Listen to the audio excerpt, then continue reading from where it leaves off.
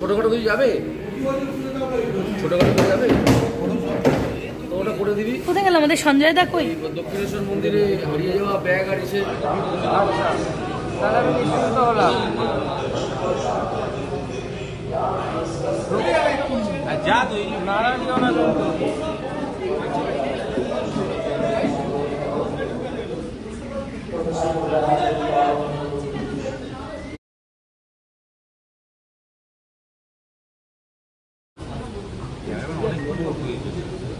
আমি বললাম না এখান থেকে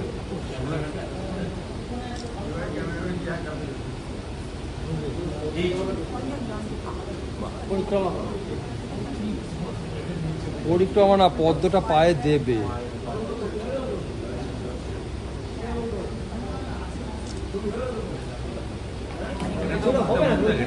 কিছু করার নেওয়া যেতে পারছে না।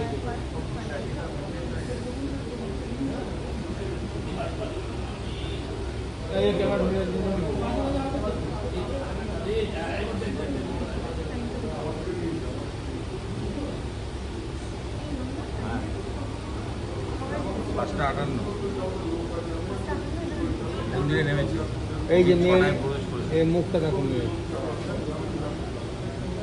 এই তো এই ছবিটা ভালো ছবি।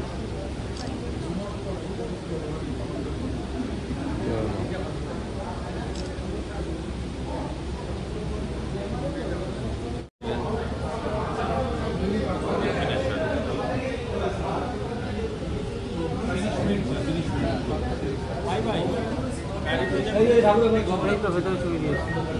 ঠাকুরের ঘরের ছবি ওটা তুলে এনে এখানে যায়নি, এখানে পাই, এখানে নেই, এখানে নেই, দেবে যাবে এটা।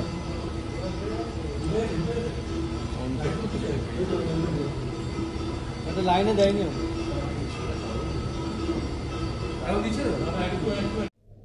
মাননীয় রাষ্ট্রপতি এই দেবালয়ে এসেছেন, এটা বলার অপেক্ষা রাখে না। এটা একটা অত্যন্ত গুরুত্বপূর্ণ বিষয়। তিনি মায়ের কাছে এসেছেন মায়ের আশীর্বাদ প্রার্থনা করতে, মায়ের আশীর্বাদ নিতে। তিনি নির্দিষ্ট সময় এসেছেন এবং মায়ের কাছে গেছেন। সব থেকে বড় কথা, তিনি মাকে নিজে ধূপারতি করেছেন, প্রদীপ জ্বালিয়ে আরতি করেছেন, মায়ের চরণে পদ্ম অর্পণ করেছেন। তাৎপর্যপূর্ণভাবে যখন প্রদীপ দিয়ে আরতি করছেন, তখন মায়ের হাত থেকে একটি পদ্মপাপড়ি নিচের দিকে এসে পড়ে এবং ওনার সেটা নজরে ছিল। পুজো সমাপন্তে উনি আমাকে বলেন, ওই পদ্মটা আমাকে দাও। এটা অত্যন্ত শুভ লক্ষণ।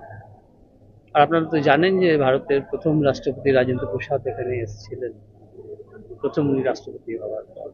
আর আমাদের কাছে এই মাননীয় রাষ্ট্রপতি দ্রৌপদী মুর্মুর আসাটা একটু দায়িত্ববাঞ্জক এই কারণে, এই দেবালয়ের যিনি প্রতিষ্ঠাত্রী লোকমাতা রানী রাসমণি এই দেবালয়ের প্রাইভেট ট্রাস্ট রূপে তৈরি করেন সমস্ত ধর্মের মানুষকে তাদের নিজের নিজের পথে ও মতে উপাসনা করার জন্য।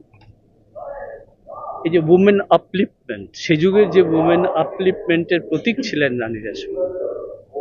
আমরা যতদূর জানি বর্তমান মাননীয় রাষ্ট্রপতি তার নিজের ক্ষেত্রে অনেক সমাজ সংস্কারমূলক কাজের সঙ্গে জড়িত ছিলেন বা আছেন। সেই দৃষ্টিকোণ থেকে একটা মিল তো আমরা দেখতে পাই। এই জন্য আমরা অত্যন্ত প্রীত যে তিনি এসছেন, তিনি মাকে দর্শন করেছেন, মায়ের কাছে আশীর্বাদ নিয়ে গেছেন।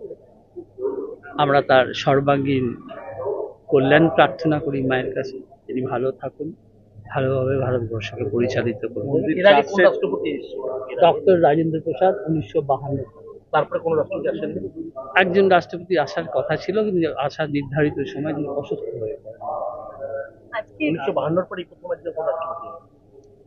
আর আমার কাছে তাৎপর্যপূর্ণ এই কারণে, মহিলা রাষ্ট্রপতি এসেছেন সেই দেবালয় যিনি এই দেবালয় প্রতিষ্ঠা করেছিলেন, প্রতীক ছিলেন সে যুগের সমাজ সংস্কার এবং স্বাধীনতা সংগ্রামের এক অংশীদার। মন্দির কর্তৃপক্ষ কি দিয়ে তাকে সম্মান? তাকে আমরা মানপত্র দিয়েছি, তাকে মন্দিরের এবং মায়ের সুন্দর সুদৃশ্য ছবি দিয়েছি, রানী রাসমণির উপর লিখিত একটি বই দিয়েছি। আমাদের মায়ের মন্দির থেকে যেটুকু দেওয়া। দক্ষিণেশ্বর মন্দির সম্পর্কে আলাদা করে কিছু বললেন? উনি অত্যন্ত খুশি, উনি প্রীত হয়ে উনি বললেন যে আমি এখানে আসতে পেরে লাইটেড, এটাই সব থেকে বড়। আর এখান থেকে ঠাকুরের ঘরে গিয়েছিল হ্যাঁ।